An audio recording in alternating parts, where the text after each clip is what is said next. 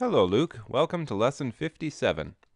Today we're going to be talking about the addition of algebraic expressions with negative exponents. It's quite a mouthful.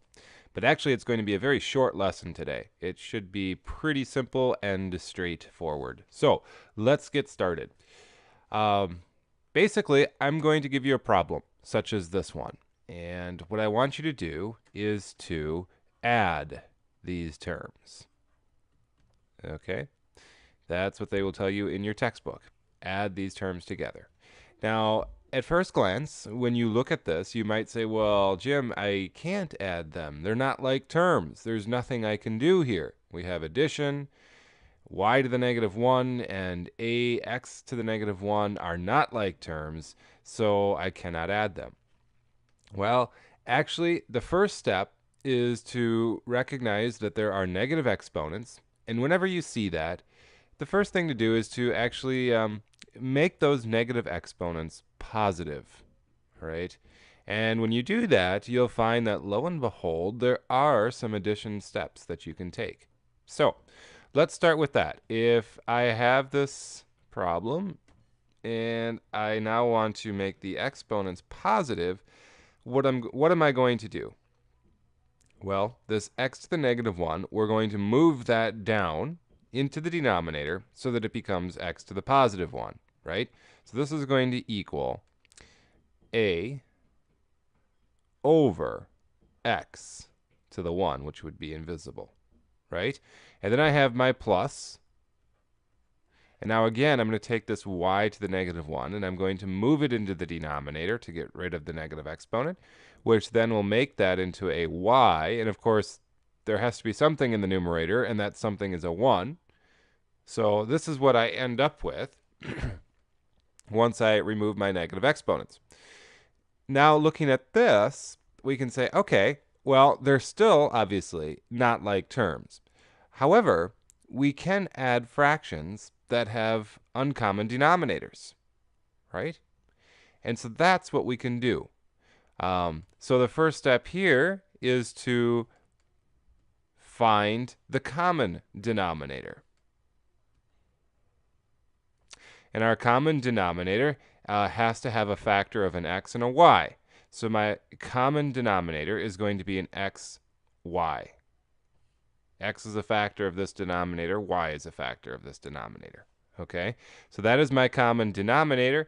Now I need to adjust my numerators. So the first numerator was an a. What did I multiply this x by to get to this common denominator? Well, I multiplied it by a y to get xy. So therefore, I need to multiply the numerator by a y. This is all review. A times y is ay. And then my second term was this 1. So what did I multiply the y by to get to the xy again? I multiplied it by an x, so I need to multiply the 1 by an x, and that's going to give me an x, right? And there we are. We have now added those two fractions into a single fraction with a common denominator. So there, we added these terms. We combined them. Even though originally the first impression would be that we can't add them. We can, actually, but we need to recognize that there's negative exponents, and they can be turned into positive exponents, and then from there, we can add it. All right, so let's try another one. So here we have a similar problem. And again, the directions are going to tell us to add. And once again, we look at these and say, they're not like terms. However, we do have negative exponents. So let's make those negative exponents positive. All right. So this is going to equal an a in the numerator, an x in the numerator. We're not going to do anything with those two. Their exponents are already positive. But we're going to move this b to the negative 1 into the denominator, so that's going to become a b. And then I have plus cd. Well, that doesn't have any negative exponents in it, so we're just going to write it as cd. However, so that we have fractions here, we'll write that as CD over 1. Clearly, that's the same as CD. Okay. Now, we need to find our common denominator. Can't make up my mind what color to use. All right, so what will our common denominator be? Well, we have a b and a 1, so they both have to be factors in the common denominator, so it's just going to be a b, right? So what did I multiply this numerator, or excuse me, what did I multiply this denominator by to get to the b? Well, I just multiplied it by 1, so that's easy. Just multiplied it by 1. So I have to do the same thing in the numerator, which isn't going to change anything. And for that numerator, we just have ax. Then we have our plus sign. What did I multiply the 1 by? Well, I multiplied it by a b. And so now I need to multiply the numerator by a b. So I end up with a b, c, d. And once again, there is our answer. Not hard. Not hard at all. This part is all just review. We already should know how to add fractions by combining them into a common denominator. All right? This is the new part. And really all it is just recognizing that don't give up on an addition problem that doesn't have like terms if it has negative exponents, because we can change those negative exponents to positive, and then from there we can add the fractions. Okay, so one more. Let's why don't you pause the video and try this one on your own, and then we'll do it together.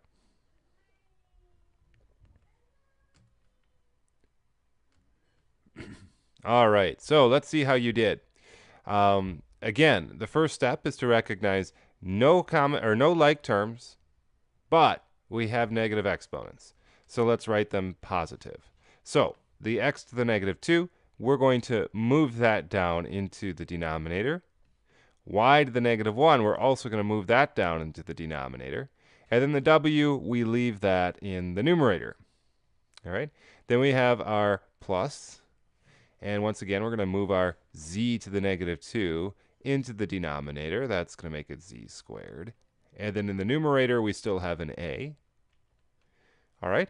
Now we can combine, or I shouldn't say combine, we are going to find the common denominator for these uncommon denominators. And what's our common denominator going to be? Well, we need an x squared as a factor. We need a y as a factor. And we need a z squared as a factor. So that will be our common denominator. Now we just need to figure out what the numerators are going to be. This numerator is going to be a w times something. What did we multiply this x squared y by to get to this? We multiplied it by a z squared, right? So we need to multiply the w by a z squared. Then we have our plus. What did we multiply this z squared by to get to this common denominator? Well, it was an x squared y, so we need to multiply the a by that. So we end up with ax squared y. And that is our solution. All right? So very straightforward actually today. There's really not a whole lot that we're learning that's new. It's mostly just combining a couple of review things and recognizing how to add if we have negative exponents. But that's it. That's all we have for today. So very, very short lesson today. Easy day. So go ahead and you can start working on that seat work for today. Take your time. You should have some extra time today, being that the class is so short. And do a good job, and I will see you tomorrow.